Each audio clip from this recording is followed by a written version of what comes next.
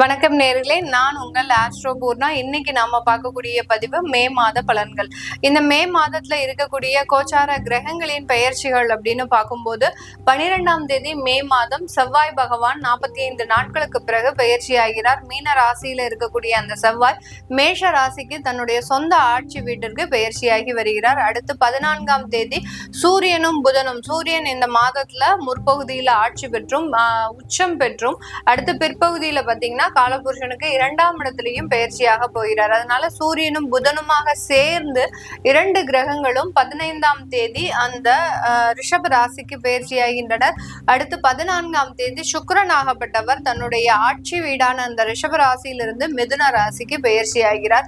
மிதுன ராசியில ஏற்கனவே குரு பகவான் இருக்கிறதுனால குரு சுக்கிரன் சேர்க்கை அப்படின்றது வரக்கூடிய 14ஆம் தேதியிலிருந்து இருக்க போது இது நிறைய ஒரு வருமான வளர்ச்சிகளை ஒவ்வொரு ராசி என்பவர்களுக்கும் கொடுக்கக்கூடிய ஒரு மாதமாக இருக்கும்.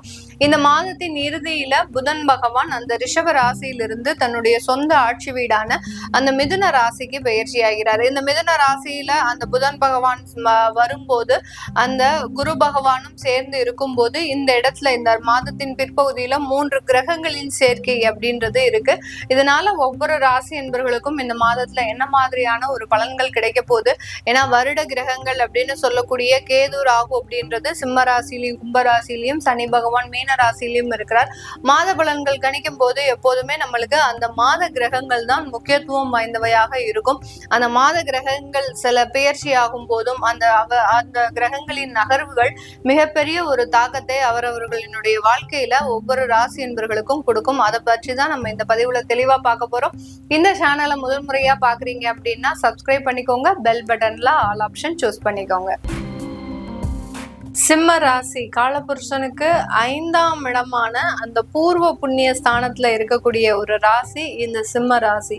சிம்மம் அப்படின்னு சொன்னாலே கர்ஜிக்கக்கூடிய ஒரு மிருகம், அதாவது ஒரு சிங்கம் அப்படின்னு தான் சொல்லுவோம். சிம்மம் அப்படின்னு சொன்னாலே அங்க ஒரு நிலையான ஒரு குறிக்கோள் அப்படின்றது இருக்கும், ஒரு இலக்கு அப்படின்றது இருக்கும், ஒரு டார்கெட். ஒரு தொழில் செய்யறாங்க அப்படின்னா ஒரு நிலையான ஒரு டார்கெட்டை வச்சு வேலை செய்யக்கூடியவர்கள், நேர்மை, அதே மாதிரி ஒரு கண்ணியம், ஒரு கட்டுப்பாடு, இந்த மாதிரியான ஒரு சில வரைமுறையோடு இருக்கக்கூடிய ஒரு நபர்கள் இந்த சிம்ம ராசி என்பவர்கள். ரொம்ப காலதாமதத்தெல்லாம் அக்செப்ட் பண்ணிக்கவே மாட்டாங்க. ஒரு இடத்துக்கு ஒரு மீட்டிங் போறாங்க அப்படின்னா பஞ்சுவாலிட்டியை ரொம்ப மெயின்டைன் பண்ணக்கூடியவர்கள். ஒரு 8 மணிக்கு மீட்டிங் அப்படின்னா அங்க 8 o'clock கரெக்டா ஷார்ப்பா இருக்கக்கூடிய ஒரு நபர்கள் இந்த சிம்ம ராசி என்பவர்கள். அந்த 8 o'clock முன்னதாகவும் இருக்க மாட்டாங்க, பின்னாடியும் இருக்க மாட்டாங்க. ரொம்ப ஷார்ப்பா இருக்கக்கூடியவர்கள் இந்த சிம்ம ராசி என்பவர்கள். இந்த சிம்ம ராசி என்பவர்கள் ஒரு நெருப்பு ராசி. நெருப்பு ராசி அப்படின்னு சொன்னாலே பாத்தீங்கன்னா எந்தெந்த ராசிலாம் நெருப்பு ராசியை சார்ந்து இருக்கோ அந்த ராசி என்பவர்களுக்கு எல்லாம் கோபம் அப்படின்றது அடாவடித்தனமாக வரும். இந்த கோபத்தை கண்ட்ரோல் பண்ணவே முடியாது. அவர்கள் கோபப்பட்டுட்டாங்க அப்படின்னா இவர்களோடு இருக்கக்கூடியவர்கள் கொஞ்சம் அமைதியா இருக்கணும். அதை மீறிக்கிட்டு இவர்களுக்கு எதிர்த்து ஏதாவது பேசினாங்க அப்படின்னா கை ஓங்குறதுக்கு கூட தயங்க மாட்டாங்க. அந்த அளவுக்கு அந்த கோபம் இவர்களுடைய கண்ணை மறைக்கக்கூடிய அளவிற்கு வெறித்தனமாக இருக்கும். இதுதான் இந்த நெருப்பு ராசியினுடைய ஒரு சில சாராம்சம். இந்த நெருப்பு ராசி அப்படின்னு சொல்லும் போதே பாத்தீங்கன்னா ஒரு உண்மையான ஒரு விஷயம் அப்படின்றது இவர்களுக்கு ரொம்ப பிடித்தமான ஒண்ணு. அந்த உண்மைக்கு புறம்பாக நடக்கும் போது அதுல இருந்து யாராக இருந்தாலும் சுட்டறுக்கக்கூடிய ஒரு நபர்களாக தான் இந்த சிம்ம ராசி என்பவர்கள் இருப்பாங்க. இந்த சிம்ம ராசியில இருக்கக்கூடிய முதல் நட்சத்திரம் பாத்தீங்கன்னா மகம் நட்சத்திரம். தன்னுடைய வாழ்க்கையில ஒரு அதிகப்படியான ஒரு உச்சத்தை அடையணும் அப்படின்ற ஒரு இலக்கு வச்சிருந்தாலும் அந்த இலக்குக்காக போராடி கொண்டே இருப்பவர்கள் இந்த மகம் நட்சத்திர அன்பர்கள். ஒரு போராட்டம் தான், வாழ்க்கையே ஒரு போராட்டமாக தான் இருக்கும். அதுல நிறைய ஒரு இடையூறுகள் அப்படின்றது, தடைகள் அப்படின்றது கண்டிப்பாக இந்த மகம் நட்சத்திர அன்பர்களுக்கு இருக்கும். என்ன தடைகள் வந்தாலும் அதை தூக்கி எறிந்து, எப்படி ஒரு ஃபீனிக்ஸ் பறவை இறக்க வந்து ஒரு முழுமையான ஒரு உயிரை பெறுதோ அந்த மாதிரியாக எவ்வளவுதான் கீழே விழுந்தாலும் மீண்டும் மீண்டும் ஒரு உயரத்தை அடைந்தே தீரணும் அப்படின்ற ஒரு லட்சியத்தோடு இருப்பவர்கள் இந்த மகம் நட்சத்திர அன்பர்கள். அடுத்து பூரம் நட்சத்திர அன்பர்கள் லைஃப்ல லக்ஸுரியான ஒரு வாழ்க்கையை வாழணும்.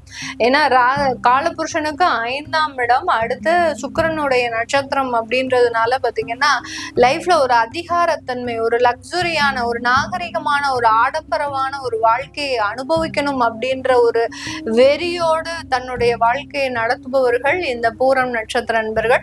உத்திரம் நட்சத்திர அன்பர்கள் எப்போதும் போல ஆஸ் யூஷுவல் அந்த சூரியனுடைய நட்சத்திரத்திற்கே ஒரு தனி மதிப்பு. அதனால அந்த குடும்பத்துல இருக்கிறவர்களும் இவர்களை சார்ந்து இருக்கிறவர்களும் பாத்தீங்கன்னா எப்போதுமே இவர்களுக்கு ஒரு கௌரவமான ஒரு வாழ்க்கையை கொடுக்கக்கூடியவர்கள் இந்த உத்திரம் நட்சத்திர அன்பர்கள். அதே மாதிரி இந்த உத்திரம் நட்சத்திர அன்பர்களும் தன்னை சார்ந்தவர்களுக்கு ஒரு மதிப்பான ஒரு கௌரவத்தை கொடுப்பவர்களும் இந்த உத்திரம் நட்சத்திர அன்பர்கள்.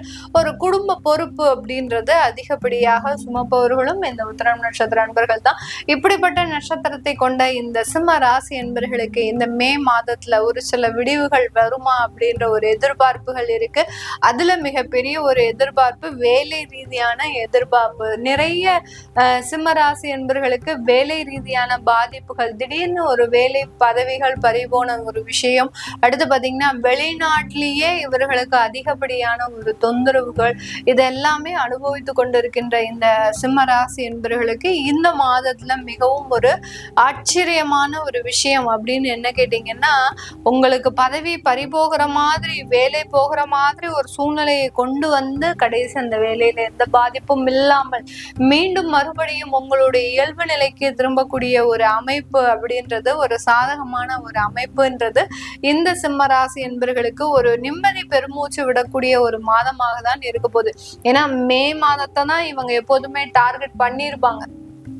கடந்த ஒரு நவம்பர் மாதத்துல இருந்தே இவர்களுக்கு ஒரு எண்ணம், ஒரு நெகட்டிவான ஒரு எண்ணம் எப்படின்னு கேட்டீங்கன்னா, நம்ம இந்த மே மாதத்துல இந்த நாட்டை விட்டு வெளியேறிடுவோம், நம்மளுக்கு இன்னுமே இந்த இடம் சரிப்பட்டு வராது அப்படின்ற மாதிரியான சில முடிவுகளை எடுத்திருப்பீங்க. அதுல இருந்து ஒரு சாதகமான ஒரு சூழ்நிலையை இந்த சிம்ம ராசி என்பவர்கள் இந்த மாதத்துல பெறுவதற்குண்டான ஒரு நேரமாக தான் இருக்க போது. உங்களுடைய இந்த ராசிக்கு 11ஆம் இடத்துல குருவும் சுக்கிரனும் சேர்ந்து, அதாவது 10ஆம் வீட்டு அதிபதி 11ஆம் இடத்துல, அதனால உங்களுக்கு பாத்தீங்கன்னா தொழில் ரீதியான நிறைய வளர்ச்சிகள், நிறைய வருமானங்கள் அப்படின்னே சொல்லலாம். இது நாள் வரைக்கும் வரவேண்டிய வருமானங்களே உங்களுக்கு கிட்டத்தட்ட ஒரு 5 லட்சத்துக்கு மேல இருக்கும். அது எல்லாமே இந்த மாதத்துல உங்களுக்கு வரக்கூடிய ஒரு நேரமாக தான் இந்த சிம்ம ராசி என்பவர்களுக்கு அந்த 11ஆம் இடத்துல சேரக்கூடிய அந்த குருவும் சுக்கிரனும் சேர்ந்து செயல்படும் போது இந்த மாதிரியாக தடைப்பட்ட வருமானங்கள் எல்லாமே மீண்டும் வரக்கூடிய ஒரு நேரமாக தான் இருக்க போது. அடுத்து 10ஆம் இடத்துல சூரியன், உங்களுடைய ராசி அதிபதி அந்த சூரியன் அங்க சேர போறார். அங்க 11ஆம் வீட்டு அதிபதியும் அங்க சேர்ந்து அந்த 10ஆம் இடத்துல செயல்பட போறார். அப்படி இருக்கும்போது நிறைய தொழில் வாய்ப்புகள் அப்படின்றது இந்த ராசி என்பவர்களுக்கு இந்த மே மாதத்துல இருக்க போகுது. வேலையே செஞ்சிட்டு இருந்தாலும் சில ஆப்பர்ச்சுனிட்டிஸ், நீங்க இந்த தொழில் செஞ்சீங்கன்னா நல்லா இருக்கும், ஒரு கமிஷன் சம்பந்தப்பட்ட தொழிலோ, ஒரு ஏஜென்டாக செயல்படக்கூடிய ஒரு அமைப்போ, இல்ல ஒரு கன்சல்டன்சியோ ஏற்படுத்தி கொள்ளக்கூடிய ஒரு வாய்ப்புகள் அப்படின்றது இந்த சிம்ம ராசி என்பவர்களுக்கு இருக்க போது.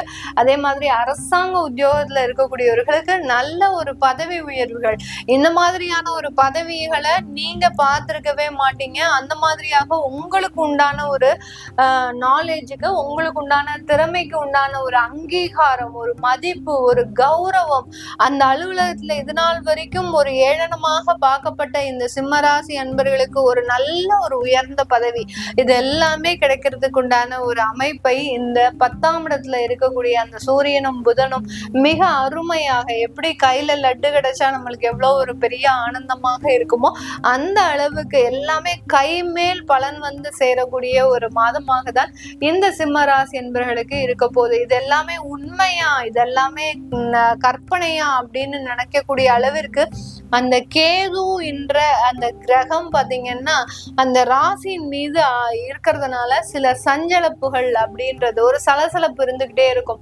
இதெல்லாம் என்னமோ டெம்பரவரியா போடுறாங்க, இதெல்லாம் நிலையானது கிடையாது, இதெல்லாம் நம்மளுக்கு ஒரு ஆகாத ஒரு விஷயம், சும்மா நம்மளுக்கு ஏதோ ஆசை காட்டி நம்மளைய மொத்தமா ஆப்பு வச்சு இந்த ஊரை விட்டு அனுப்ப போறாங்க, இந்த பதவியில இருந்து நம்மளைய அகற்ற போறாங்க, இந்த கம்பெனில இருந்து நம்மளுக்கு வெளியேற போறோம் அப்படின்ற மாதிரியான அந்த ஒரு நெகட்டிவான சில விஷயங்களை வச்சுக்கோங்களேன், அந்த கேதுன்ற கிரகம் உங்களுடைய ஆழ் மனதுல கொடுத்துக்கிட்டே இருக்கும். என்னதான் உங்களுக்கு நன்மைகள் நடந்துகிட்டே இருந்தாலும் இந்த சிம்ம ராசி என்பவர்களுக்கு இந்த ஆழ் மனதுல இந்த மாதிரியான சில நெகட்டிவான விஷயங்கள் நடந்து கொண்டுதான் இருக்க போகுது.